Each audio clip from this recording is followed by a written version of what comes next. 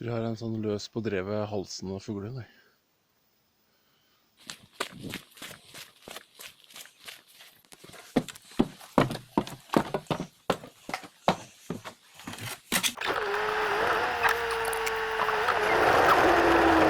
I dag så skal jeg gå fjella ut på jakt igjen. Jeg skal prøve å komme i et nytt terreng. De hadde loser i fjor.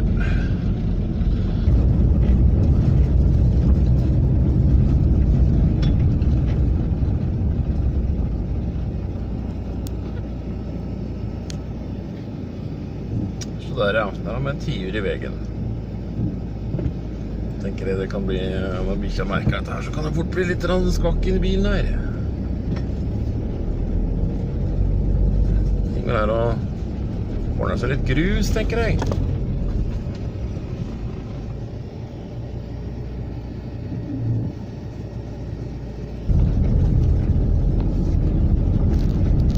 Der flyger opp fugler, altså. Ok, her skal jeg parkere fremme, da vi skal jakte. Det blir jo å slippe bikkja bare noen få meter inn fra vegen her, tenker jeg. Det er spennende at jeg fløy opp på en tiur og en røy i vegen. På vei inn her. Så jeg har fått sett vilt i dag. Det er lovet hans. Det er bestandig et godt tegn. Ser du vilt en dag, så plager det å være liksom et tegn på det. I dag skjer det ting. Nå har jeg litt forventninger.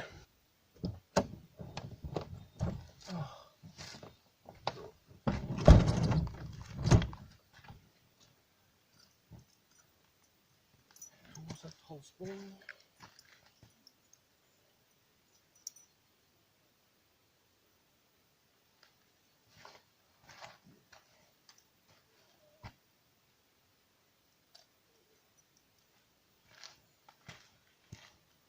Hei sann! Hei! Hei jenta! Ja. Nå er det rett før, vet du. Nå må vi se. Det skal snart fortsatt å komme fri. Det skal ikke gå så langt i det. Det skal ikke gå så langt.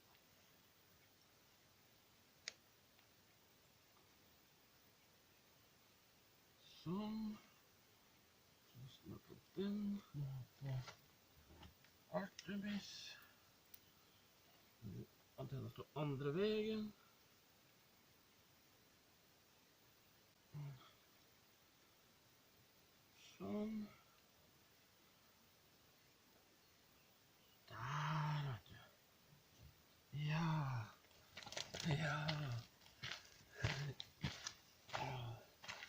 skal bare ende opp i lia så slipper det. Så skal vi slippe deg. Sånn. Ut og finne pusen.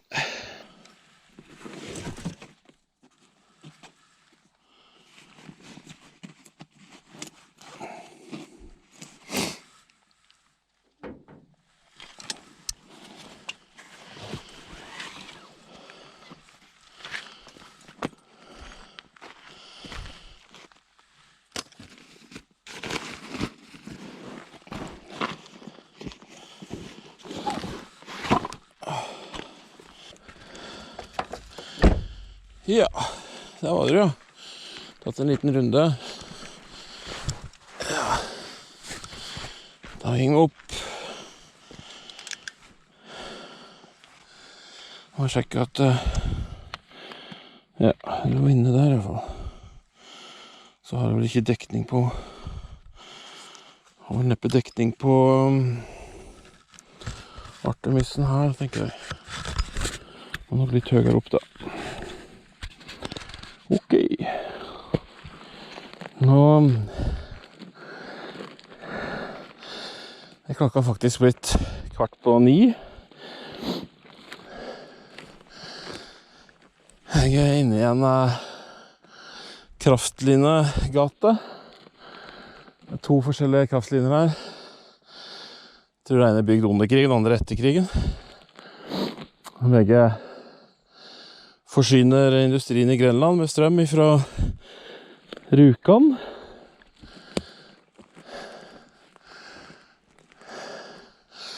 Og nord den veien der. Det fjellet vi ser midt i dalen der, ligger i Heddal.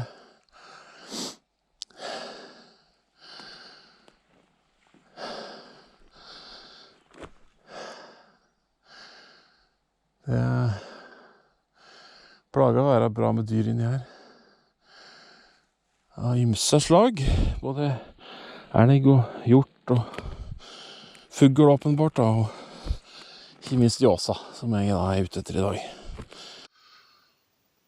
Det høres ut som det flere loser på gang oppi her. Det er litt grov elgbikkje, kanskje.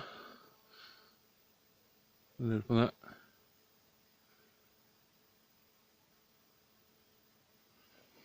I kommunen her så har vi valgt å ikke starte elgjakta før 5. oktober. Helst da på grunn av litt brunst og litt sånne ting. Og det sikkert noe som er ute og trener bikkja, tenker jeg. Ja. Det en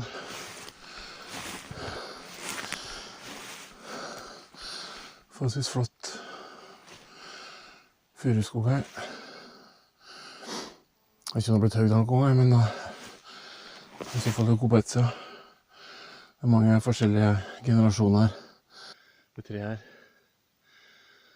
Så jeg tror ikke jeg har blitt høyt så veldig mye her. Kanskje litt på høgst, men neppe noe særlig. Fint biotop.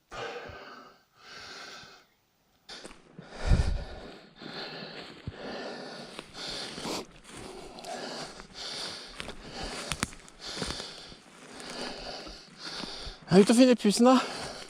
Jeg er ute og finner pusen. Ja. Det er litt høydeforskjeller her.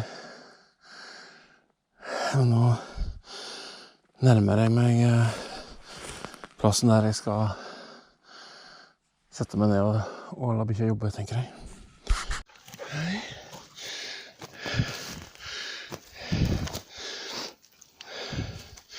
Finner du noe interessant her? Ja. Så bra. Ja. Her fremme skal jeg sløve litt, tenker jeg. Jeg begynner jobben en halvtimes tid i hvert fall. Da må vi se.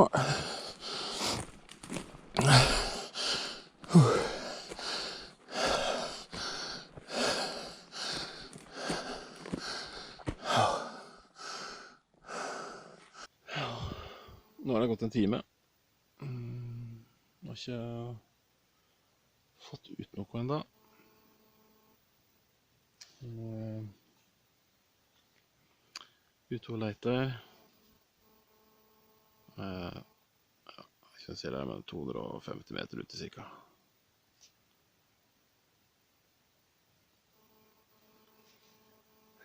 Så jeg venter og se.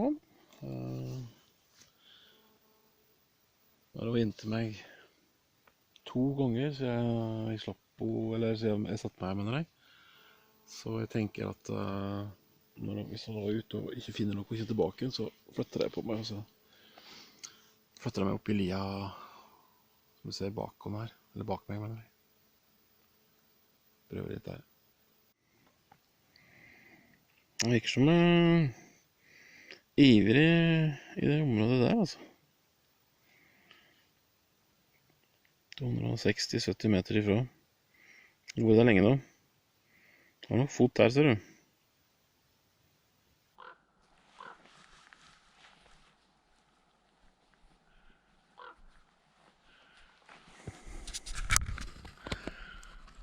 Der flyger en ravn.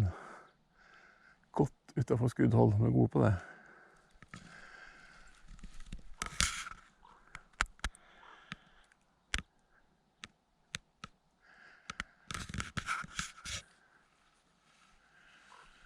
En til bak Jeg tror ikke ofte så opptrer de i par. Hugin og Munin.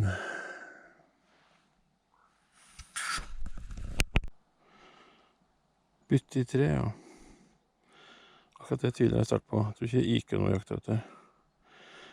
250 meter borte. Samme område, så var jeg veldig ivrig der, så var et eller annet var der, altså. Så Martimissen har slått av. Nei, tviler jeg på. Ikke noen signaler her, i hvert fall.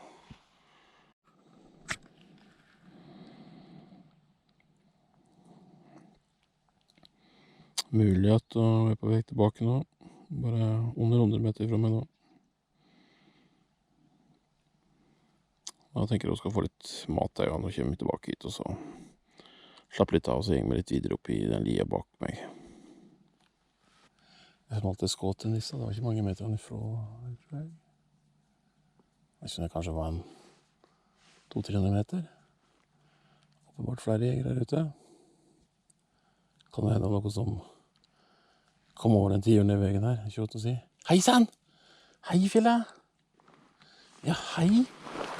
Vil du ha mat da? Må vi se. Vil du ha mat? Ja. Så det var ikke mat som var interessant i hvert fall. Det var litt tidlig på den da. Ja, ja. Nei, hun var ivrig altså. Det var ikke mange sekunder hun var her. Nå er hun tilbake igjen på sånn her, 175 meter. Ja, og litt... Ja, faktisk litt mer opp mot den lia vi snakket om.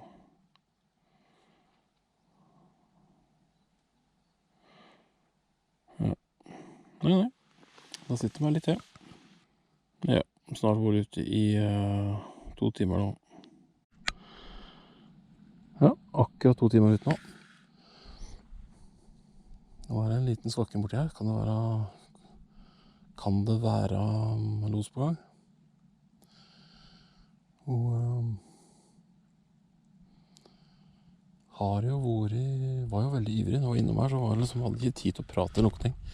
Bare så vidt bare å konstatere at jeg var her, og det var det.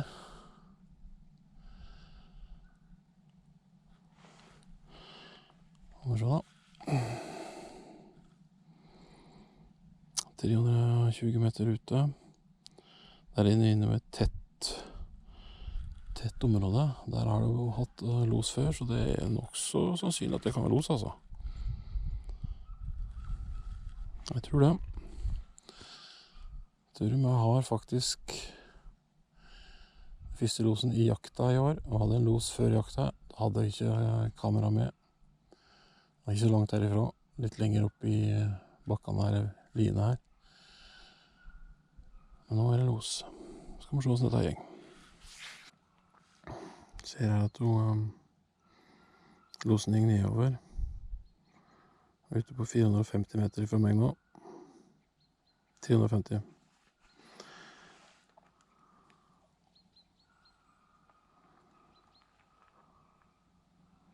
Følger inn i et tett område. Det er et ganske tett område der. Ned langs en bekk. Det er spennende å se hvor den gikk opp igjen. Ikke god poeng for meg å poste ut. I og med at jeg er alene, da, så er det vanskelig å poste ut og så ha sånn rimelig kontroll. Så jeg lar losen gå litt, så ser jeg hvordan den gjeng, og så poster jeg ut etter det. Så pakker sekken, tenker jeg. Sånn.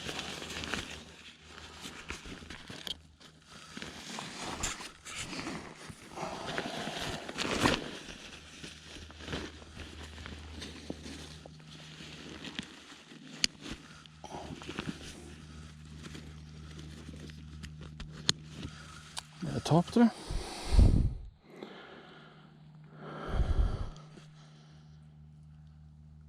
Neida. Holder på. Du, den der kan fort komme opp hit, altså. Skal vi se.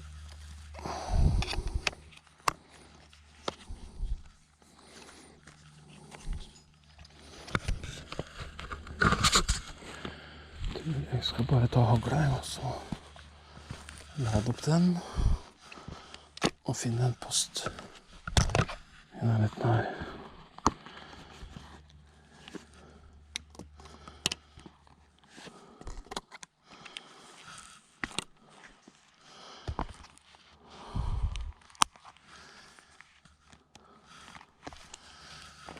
Og jeg er ned.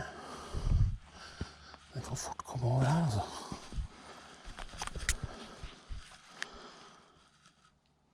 300 meter. Ja.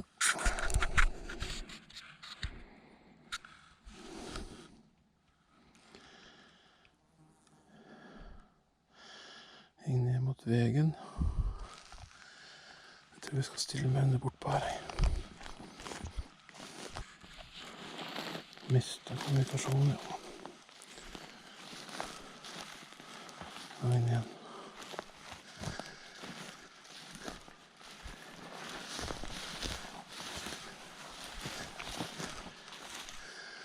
Det er en form for overgang. Jeg tror det kan være gunstig.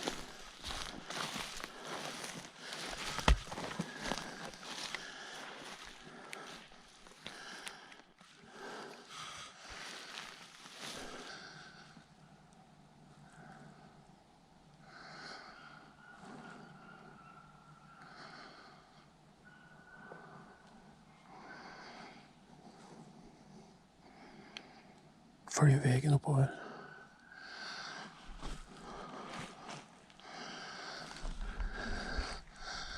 Håper den tar av på et berg borti her og kommer hit mot meg. Jeg får se. Nei.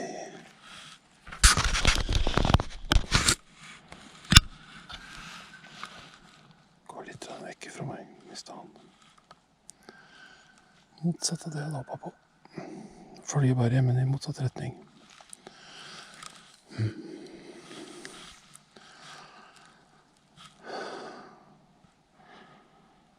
Helvete.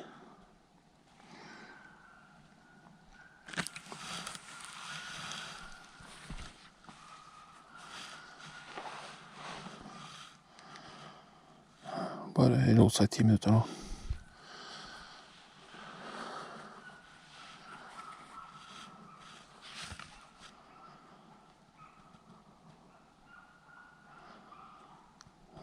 Tilbake, krysser sporene sine.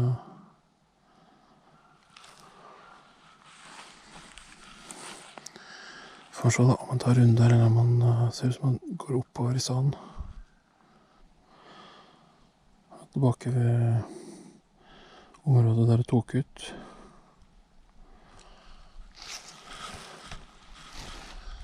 Det er bestandig en god post for øvrig, når man skal jakte hara.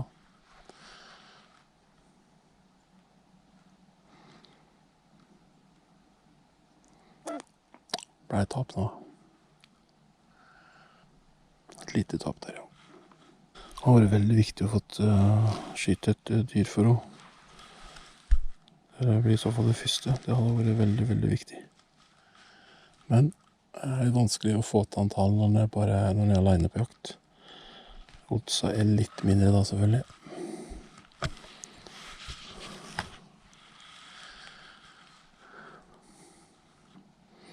Har tap nå. Nå leter jeg om. Prøv å finne igjen losdyret. Ja, da er det fremdeles tap. Jeg ser du gjeng og leter på lossporet. Så jeg gikk tilbake til sekken og fått meg med den. Og så gikk jeg nærmere losområdet og ja, rett og slett prøve å finne meg en post der, og så følge litt med og se om det skulle bli et eller annet utvikling. Jeg håper jo at hun færre finner dyr igjen da. Nå har jeg sikkert hoppet av. Dette er sikkert en rutinert hara som har vært ute mange vinterdager før. Så de er lure, og hun er ikke noe spesielt rutinert. Så jeg tenker at hun må ha litt tid på seg for å finne den igjen. Så da bruker jeg altså tida til å komme meg nærmere Se litt nærmere på dette her. Det lukter skikkelig godt av myr her nå. Jeg føler at jeg er virkelig inne i villmarka.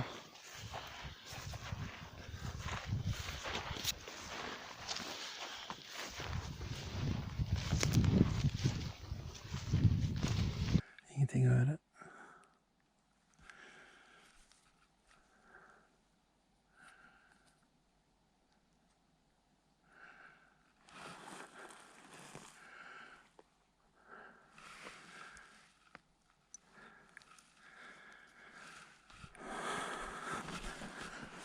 Jeg hører ikke noe til nå lenger. Det virker som det er bare lødreit her nå. Jeg nærmer meg losområdet. Jeg må krysse den myra som er framfor meg her. Det er ikke så langt igjen til der losen gikk.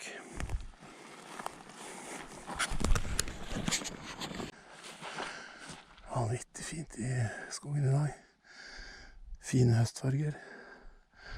Det var et par frostnetter, og da kommer jo høstfargene som en eksplosjon. Det er så fint. Nå er vi ved Driftsveien her. Så jeg tenker at jeg stopper her og bare sjekker. Hun er 160 meter fra meg opp med området der å tape. Så ja, jeg tror bare jeg sitter her og venter deg. Når jeg ser på peilen her, så ser jeg det at jeg jobber veldig i et område her, og den driftsveien er ikke så langt unna, så jeg lurer på om jeg rett og slett bare skal bevege meg opp dit, og så i området så blir jo kanskje i hvert fall skremt uten hvis den sitter og trykker inn der, og hvis ikke så tror jeg ikke vi gjør noe skade heller.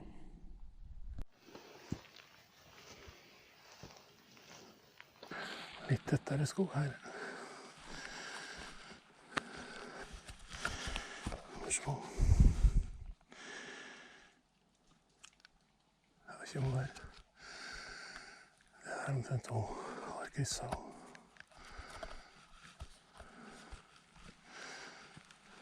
Hei sann! Finn i pusen! Finn i pusen! Finn i pusen! Ja, finn i pusen! Ja, finn i pusen! Ja, finn i pusen, du! Jeg tenker at det blir i området her, jeg også. For å se hva som skjer.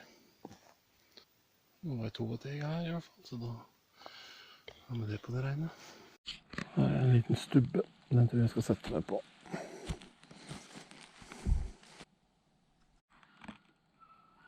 Oi, nå er det noe som på oppsida. Der har vi ikke ordet tidligere i dag.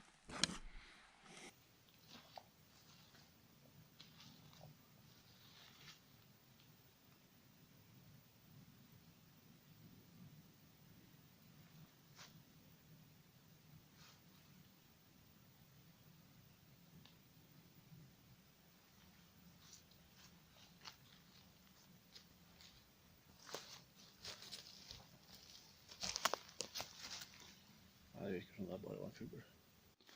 Nå har du hatt tap i en time, så virker som at hun er litt lost på den her, og det er los i 9 minutter. Så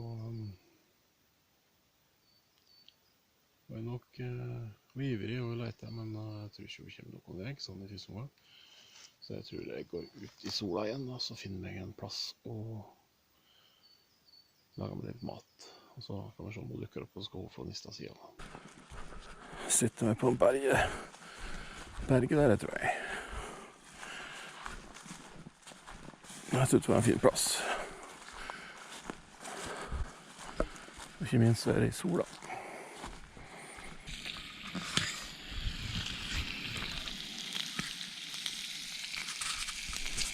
Ja, da har jeg etter Litt lunsj, varm lunsj. Stekt bacon. Pluss. Et par skiver med det. Det skal nok holde med gående god beite til. Fjellet er jo kjempeivrig, ser jeg, og jeg gikk opp og ned på disse spårene og prøver å bli klok på den losen var det. Men den låsen har nok lurt oss skikkelig, altså. Så har jeg liksom ikke helt skjønt det der enda. Men jeg tror det er nyttig at jeg opplever det, så forhåpentligvis så hvis du finner ut av det da, så har jeg forhåpentligvis lært noe og fått en strategi som du kan følge senere. Det er jo liksom litt av poenget med å nå. Og jeg er 2 år gammel, enda veldig ung, ikke kjempemasse erfaring. Så alle sånne ting som det her er veldig positivt for hennes utvikling. Og jeg håper jo det at jeg kan få stor glede av dette her i neste år. Jeg vil tippe på at når det blir sånn neste høst og høsten deretter, så tenker jeg jo jeg begynner å bli ganske god. Og da vil det være en 4-5 år kanskje. I hvert fall 4-5 år. Der hun er på sitt beste. Bare blir bedre og bedre. Før da når hun blir såpass gammel at når det nærmer seg 10 år, så er det stor sjanse for at hennes tid går mot slutten. Ikke har jo et kort liv, sånn sett. Men jeg tror at det er en fin dag i dag i hvert fall. Så selv om det ikke blir noe videre losedag, det vet vi ikke, så har hun i hvert fall vært ivrig i dag. Jeg ser på, ikke vært nesten ikke hatt kontakt med meg. Når jeg har vært innom, så har jeg bare må prøve å sjekke at jeg har det ok, og så er det rett ut at det ikke noe å ta på tid der, nei. Ja, nå har det gått 2 timer med tap.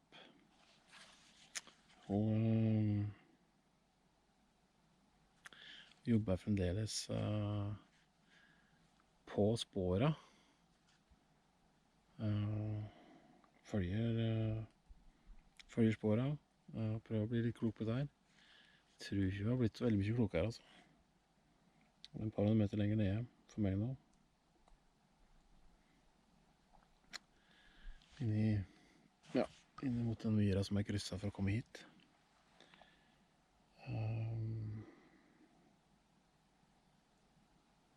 Ja, da får jeg bare jobbe litt til, men jeg lurer på om jeg skal gå i møte, eventuelt koble, og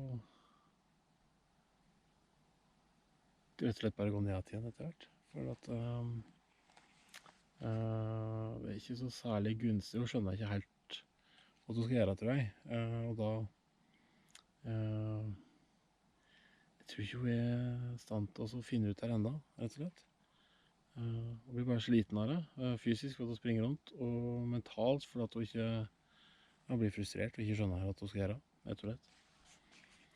Det hun skal gjøre, egentlig, er også der hun har tap, og så bare gå ut og ringe rundt i større og større ringer til hun finner eventuelt ut om hvordan han har gått ut, og hvis ikke så, for ofte så springer Jåstan litt fram og tilbake, og så hopper det av det. Og ringer hun rundt, så kan hun avklare det, og finne ut av hvor han eventuelt har hoppet ut, og han har tatt ny vei da. Men jeg tror ikke var skjønt det enda. Da er jeg sikkert kjempefrustrert, og gjenger liksom litt fram og tilbake mellom spåret og lurer på til verden det som har skjedd her. Jeg klarer ikke helt å finne ut av det. Så, ja, nei, jeg vet ikke. Jeg kommer snart opp til myra, ser det ut som.